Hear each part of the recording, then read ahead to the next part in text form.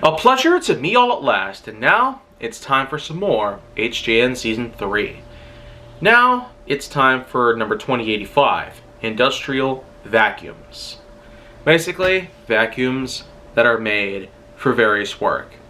They could be used for cleaning up large amounts of gunk and filth, like sawdust, and possibly other materials as well, if it can in fact accept them.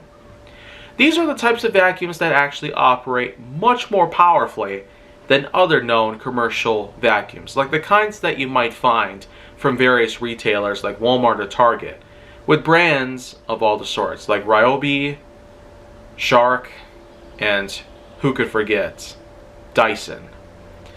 But I guess there's a lot more to this than you might expect, like how much higher the sucking power of industrial strength vacuums pretty much are, in contrast to most others that exist in the market.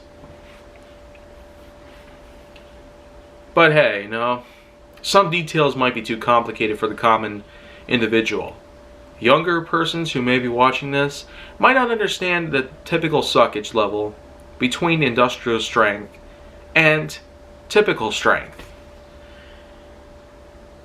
And I guess that's pretty much where the cutoff is. So, till next time on HJN, I will see you around.